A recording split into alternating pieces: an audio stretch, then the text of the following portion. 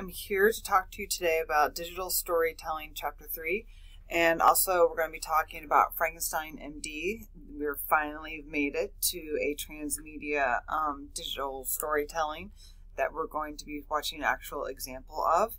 And I have a couple of announcements. One, I am making progress on the grading. It's going more slowly than I anticipated. But do keep your eye out for it. The grades will be being posted as soon as I get them done. I also have started recording attendance on Moodle, and so you can track how well your attendance is going or is not.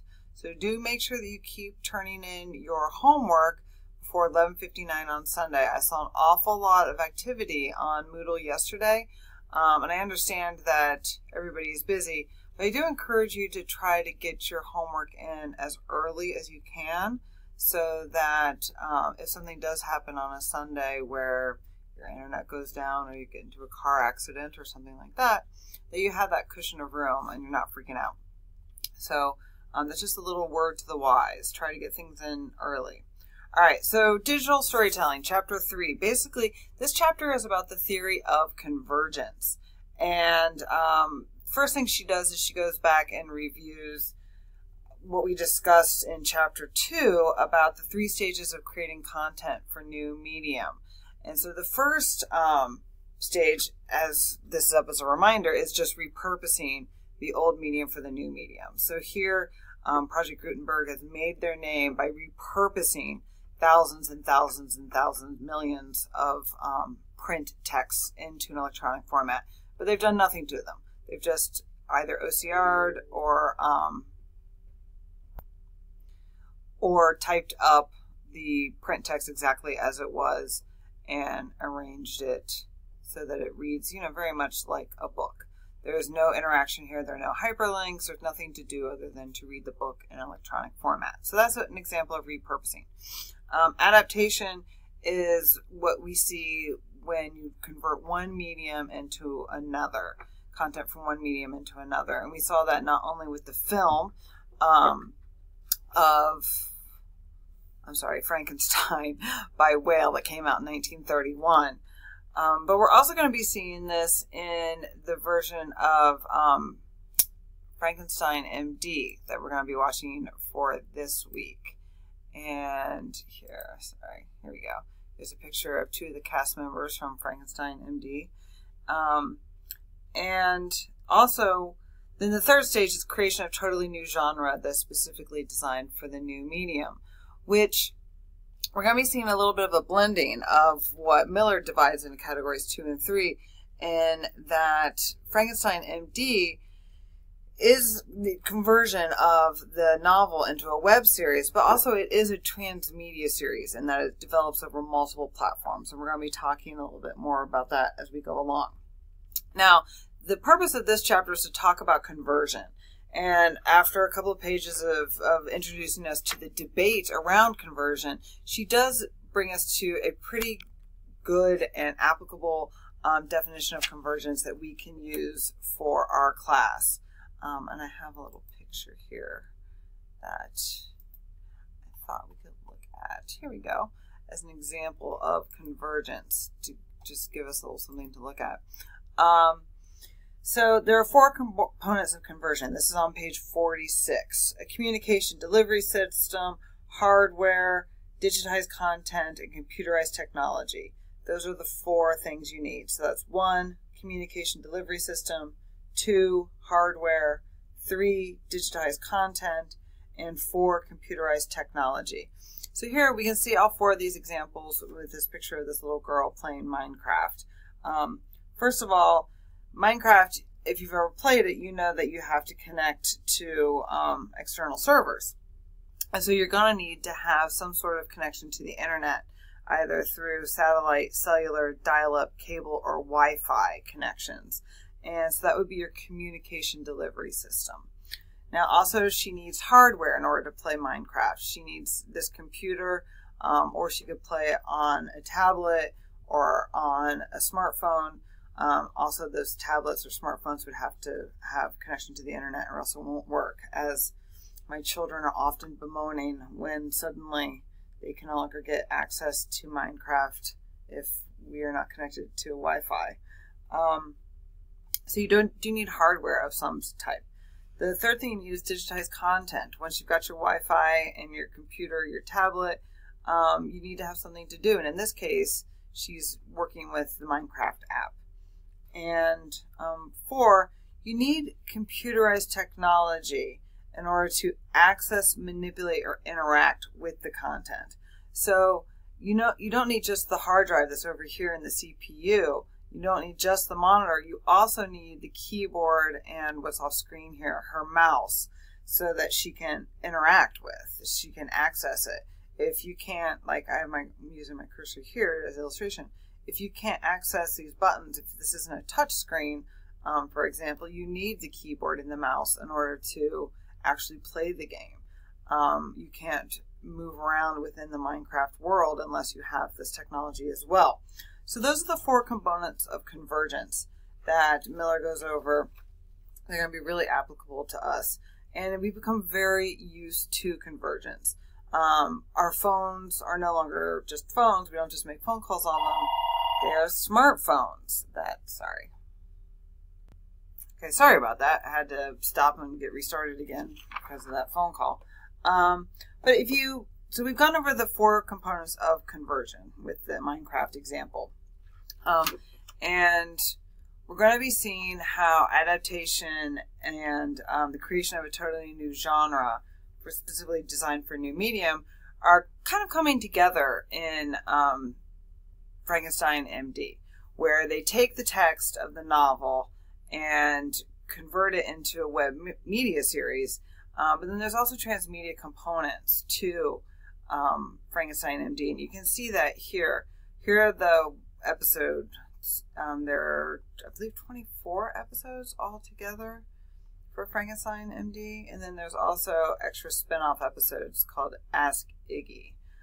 Yes, there are 24 episodes. So that's what you're going to be watching this week, is the 24 episodes plus the Ask Iggy episodes to help give you examples, experience with the transmedia web story, but also with examples that you'll be able to use in an educated and sophisticated way in your homework assignments for this week. Now you'll notice up here at the top, under Frankenstein MD, this drop-down menu, we have the story which is told on video and also on social media and the science blog. So you'll want to check out these 2 aspects as well. And then there's extra information on characters, the cast, the team, merchandise that you can buy, and press that has been written about the web series. So there's a lot of information here that you'll be able to access and use in regard to Frankenstein MD. One thing I want to go back to, though, is Miller's Chapter 3. On page 50, she starts talking about transmedia storytelling as a form of convergence.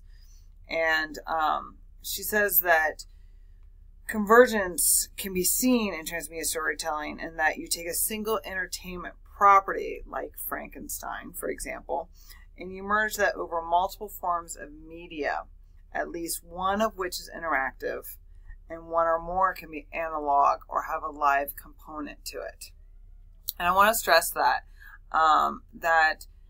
first of all, for something to be transmedia, it has to be on more than 2 platforms. And in this case, we've got video, social media, and a blog. But it also can be analog components. We're going to see that with the Guild, where this started out as a transmedia online digital storytelling, and then they produced analog comic books, one of which you were required to purchase for this class.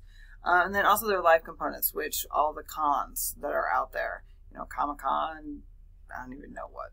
There's a million of them. I'm blanking right now. GeekyCon, VidCon. There's a whole bunch of different cons. And when you go to these, there can be interactive components that you can, as an audience member, participate in, or just a fan. And so it's important to remember that for convergence. Now, she also talks about adaptation as a form of convergence on page 50. And she says you adopt one medium and use it in another. It cannot be trans or cross media. And I disagree, because we see a lot of adaptation in transmedia storytelling, And this is a clear-cut case of it, where they take the Frankenstein narrative and adapt it for a transmedia platform. And one of the things, what I had up here expired.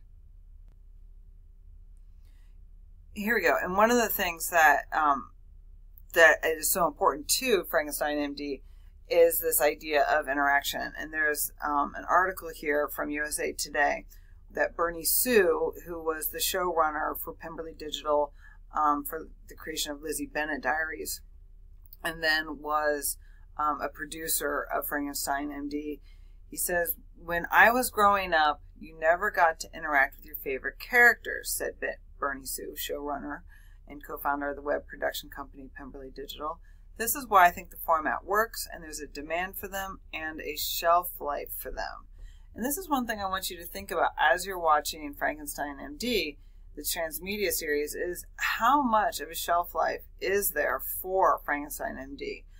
Think about the ways in which transmedia, there might be ways you can look at the transmedia experience, the multiple platforms that are available for the telling of Frankenstein MD that seem to be very much so tied to the specific time in which Frankenstein MD was released, and may not work as well now in 2018. And there might be some ways that it still works very, very well. So think about that. That'll help you with your homework assignment. Now on page 51, Miller does list some examples of issues that come up for adaptation.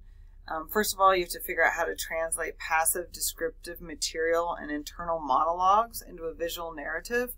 There's a lot of that sort of transitioning that went on from Frankenstein, the novel that you read or listened to for this class, and then the visual Frankenstein MD that you're going to be watching. And I want you to think about that too. That'll help you with your homework.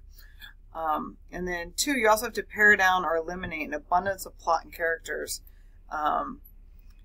in order to translate the novel to something that is visual. And Frankenstein MD plays around with that a lot. And you've now read or listened to the novel, you've watched Whale's adaptation, and now you're going to see Frankenstein MD. And I really want you to think about how Frankenstein MD has changed each or incorporated parts of what came before it in the form of the novel and of the film. This will also really help you with your homework. So if you've been keeping up and doing all that I've been asking of you to do, which is what you need to do in order to successfully pass this course, this is going to be a fun assignment for you. If you have some catching up to do, you might be panicking now and should start working on that, because not only is this homework, it's going to be important for this homework assignment, it's going to keep popping up. You know, what happens when you take a novel in a print form and it's then repurposed for an electronic or digital format, either in the form of print or audio, and then adapted into film, and then recreated in a transmedia setting. So go back and think about those things. Now on page 52, another thing that might help you with your homework assignment is Miller brings up how the computer has influenced the way that we watch TV, and how she lists several items that we see on the internet that have now materialized in the visual productions of what we watch, as far as like film, or in this case a web series. It's not exactly TV, but nevertheless, be thinking about that as you watch Frankenstein MD. That'll again help you with your homework and see how you can see these effects in Frankenstein MD. I'll be starting another video here for you in just a minute.